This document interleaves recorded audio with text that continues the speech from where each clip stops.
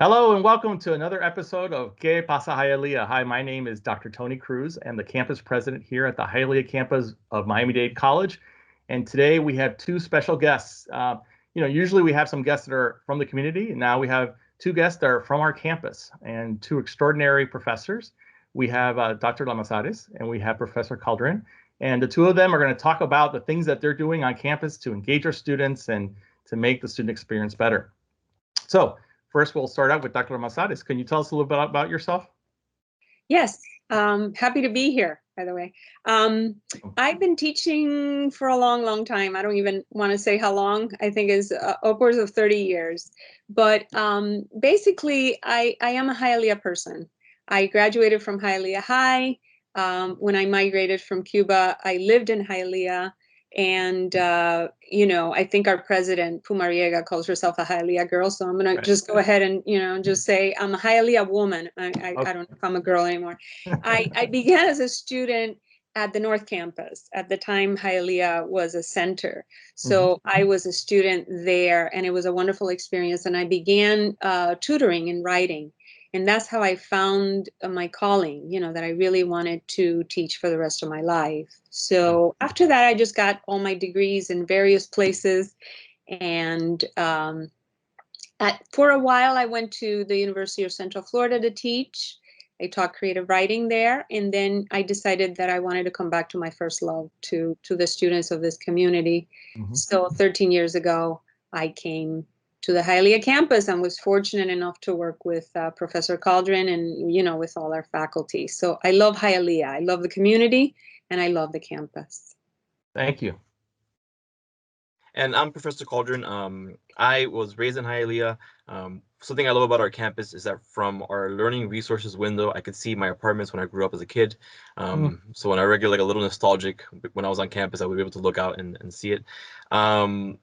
I guess a similar story. I grew up loving literature, and it was always like the main drive for me, and it kind of really was a molding force in my life. I stayed for a little bit in the local community. I went to FIU for a couple of years, but then I left to UNC Chapel Hill, and I earned my bachelor's and my master's from UNC. And then I taught in North Carolina also for a little bit. And it was a great experience to kind of like see a different part of the world.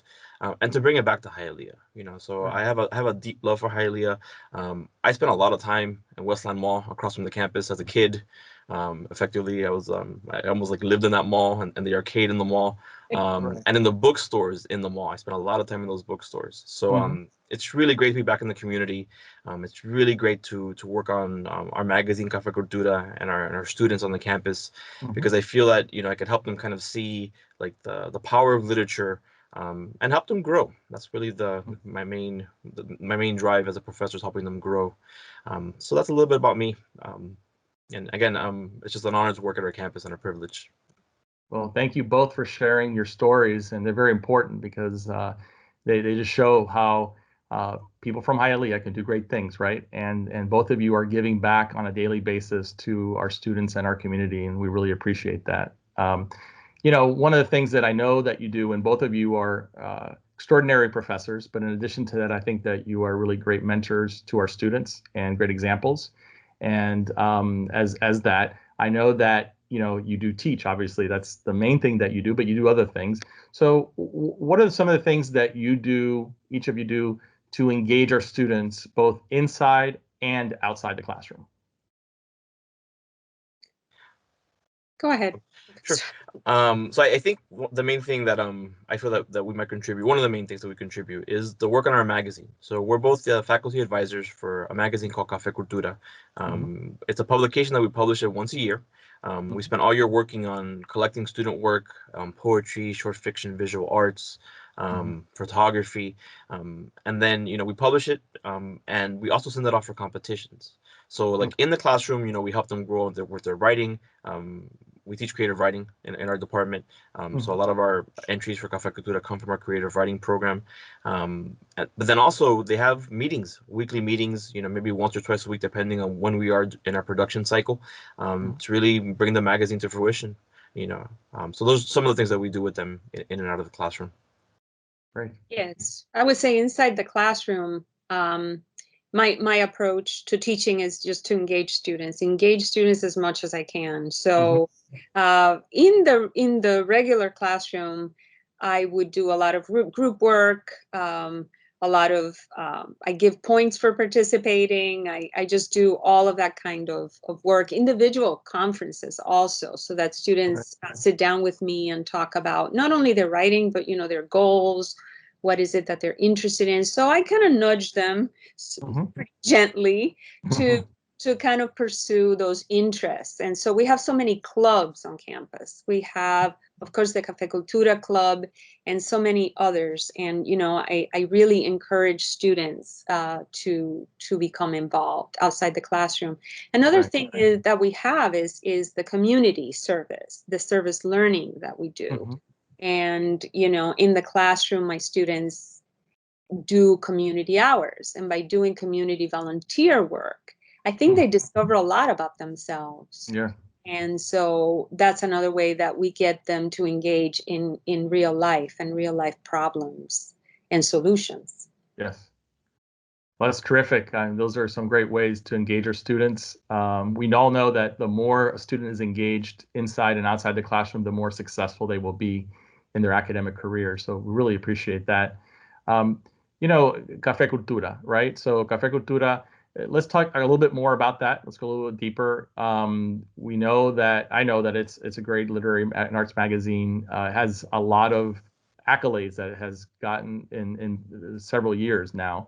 Again, this year it's getting some more accolades. I'll let you talk a little bit more about that. But so can you give me a little bit more information and about that? And yeah, thanks. So I would say, to kind of start with the history, the literary magazine Cafecultura is produced and edited, and also all the pieces come from Hialeah students that are currently enrolled.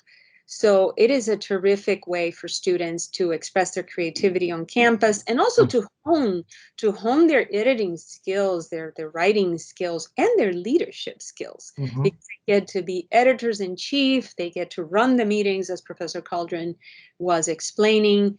And so the way that it started in 2007.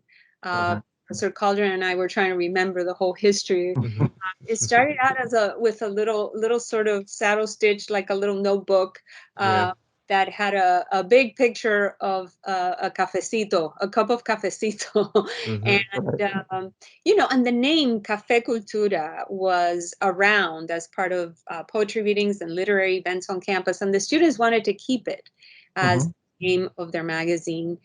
Not only is it about cafecito and the cultura, the culture of Hialeah, but it's also about cafes. Like, I think of it as the literary cafes and the culture of being in a cafe, talking about writing and talking about literature. So that's how it kind of started. And then it grew and grew and grew with the support of the campus, very much that way. Definitely. So what's like, what do we, or maybe even the present right now, because I know you're up for some awards. So it's like, so what's the present like, and what's the future going to look like for Cafecultura? Well, the growth of the magazine, I've always appreciated how it was very organic. It started off as a small team, and then little by little it grew and grew. And as it was growing, we had more support from the campus community. And it was a point that, I think one of the things that I'm most proud of, and this is kind of speaking to the future, present and future, is that the magazine becomes a testament to the community. All the awards that we win, they're awards for Hialeah and for our students there. And there are years that we win awards that maybe other campuses might not win, or other colleges in the community don't win. So I think it's, there's a lot of pride in the fact that we could bring this recognition to our community, to our city. So, and for the future, it's always forward. We want to keep growing the magazine, making it better. The students are always interested in trying new things, so they're always a very creative group. So they talk about, like a stronger social media presence. I think they were discussing the idea of a podcast, possibly, creating something along those lines. I love the fact that we have this printed kind of like archive of our art, and it's a testament to our commitment to creativity. And we have in the immediate future, in January, we find out if we earned any state awards from the Florida College System Publications Association, which is the organization that governs the state competition. And then we'll also find out in March if we won anything on the national level, because we're a finalist for a crown from the Columbia Scholastic Press Association out of New York City. And we find out, so we know that we won a crown. We just don't know if it's a silver crown or a gold crown. In the past, we've earned a gold and a silver crown for our magazine, and it's a very prestigious award, and we're very proud of being able to help bring that to Hialeah. This is terrific, and very appreciative of both of you working with the students on Cafecultura. I know that my interactions with the students from that group, while it's been limited, has been really extraordinary. They're very creative, like you said, very enthusiastic about what they do. And so it makes us all proud here on the Hialeah campus for what they're doing. This is really great stuff, and I do appreciate both of you and everything that you do for our students. Like I said, I mentioned before, you're both terrific professors, but in addition to that, the mentoring and the work that you do with our students outside the classroom really make that student experience even more wonderful for our students. So I want to thank you both for being with me here today. And I want to thank you all for joining us for this episode of Qué Pasa Hialeah, and I look forward to seeing you next time. Take care. Thank you. Take care. Thank you.